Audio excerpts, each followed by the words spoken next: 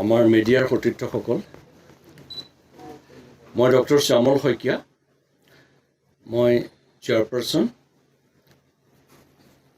অসম ৰাজ্যিক শিশু অধিকাৰ সুৰক্ষা আয়োগ।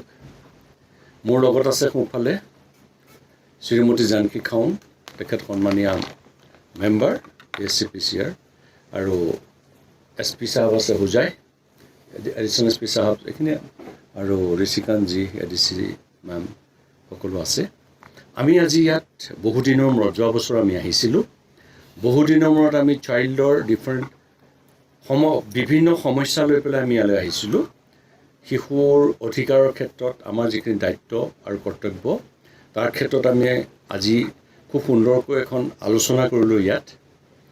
আৰু স্পেচিয়েলি ইয়াত এটা কথা ভাল হৈছে, যোৱা 2 বছৰত বাল্য বিবাহৰ ক্ষেত্ৰত যথেষ্ট ছাকচেছ হৈছে হোজাই জিলা। আৰু বাল্য বিবাহটো অধ্যক্ষ হৈ, কমিশ্যনৰ অধ্যক্ষ হৈ মই নিজে মনিটৰ কৰোঁ।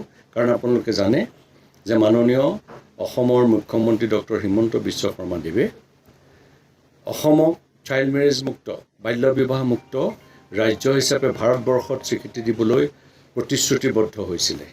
গতিকে তেখেতৰ সেই প্ৰতিশ্ৰুতি পূৰণ কৰিবলৈ হ'লে আমি ৰাজ্য প্ৰশাসনে সম্পূৰ্ণৰূপে কাম কৰিব লাগিব। ইয়াত চিভিল ছাৰ্ভেণ্টৰ কণ্ট্ৰিবিউশ্যন লাগিব, পুলিচ অফিচাৰৰ কণ্ট্ৰিবিউশ্যন লাগিব। গতিকে মাননীয় চিফ ছেক্ৰেটাৰী মহোদয়, DGP মহোদয়ৰ তত্বাৱধানত আৰু আমিও অকণমান কমিশ্যনৰ ফালৰ পৰা যিখিনি পাৰিছোঁ আমি চেষ্টা দিছোঁ। গতিকে প্ৰতিখন জিলাত প্ৰশাসনিক বিষয়াসকলে, পুলিচ অফিচাৰসকলে DC মহোদয় আৰু SP মহোদয়ৰ নেতৃত্বত আৰু DGP ছাৰৰ আৰু চিফ ছেক্ৰেটাৰী ছাৰৰ তত্বাৱধানত খুব সুন্দৰকৈ কাম কৰিছে, যাৰ কাৰণে বাল্য বিবাহ মুক্ত অসম অলৰেডি হৈয়ে গৈছে, কেইটামান % বাকী আছে।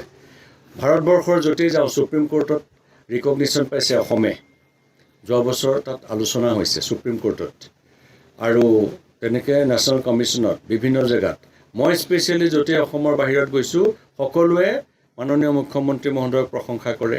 হিমন্তজী খালী হিমন্তজী আৰু তেখেতৰ যি এই পদক্ষেপ অসমখনক সকলো ফালৰ পৰা সৰ্বাংগ সুন্দৰ কৰি তোলাৰ, তাৰ এটা পাৰ্ট আমাৰ শিশুৰো এটা পাৰ্ট আছে। গতিকে সেই পাৰ্টটো যাতে আমি কমিশ্যনৰ চেয়াৰপাৰ্চন হিচাপে আমি আগবঢ়াই লৈ যাব পাৰোঁ ভালকৈ। আমাৰ অজন্তা বাইদেউ মাননীয় মন্ত্ৰী, তেখেতেও যথেষ্ট বদ্ধপৰিকৰ, কাৰণ মুখ্যমন্ত্ৰী মহোদয়ৰ নিৰ্দেশত সকলোৱে কাম কৰিব, তেখেতেও আমাক যথেষ্ট উৎসাহ যোগাইছে। গতিকে আমি সকলোৱে মিলি যে কাম কৰিব লাগিব, সেই উদ্দেশ্যৰে আমি আহিছিলোঁ। ইয়াত এটা কথা ভাল লাগিছে কি, যোৱা বছৰ আগৰ বছৰৰ তুলনাত যোৱা বছৰ বেটাৰ হৈছে, আকৌ যোৱা বছৰৰ তুলনাত এই বছৰ বেটাৰ হৈছে। গতিকে ভাল পদক্ষেপ লৈ পেলাই ৰাইজ কৰি আহি আছে। মই DC মহোদয়ক, মই SP মহোদয়ক আৰু প্ৰশাসনীয় সকলো বিষয়াক, including inspector of schools, ADC মহোদয়ৰ পৰা আদি কৰি সকলো ডিপাৰ্টমেণ্টৰ যিমানখিনি আছে, হেল্থ ডিপাৰ্টমেণ্টৰ ডক্টৰ জইণ্ট ডিৰেক্টৰ চাহাবকো ধন্যবাদ দিছোঁ। আৰু আমি আৰু প্ৰগ্ৰেছ কৰিম। বাই অক্টোবৰ আমি আকৌ এবাৰ বহাৰ আমি পৰিকল্পনা কৰিছোঁ। অসমৰ প্ৰায়খন জিলালৈ যাম আৰু কাম কৰিম। সেই উদ্দেশ্য লৈ আজি অহা হৈছে, যোৱাকালি আহিছিলোঁ মই, আৰু আজি মিটিংখন হ'ল, তাকে আপোনালোকক অৱগত কৰিলোঁ। ধন্যবাদ।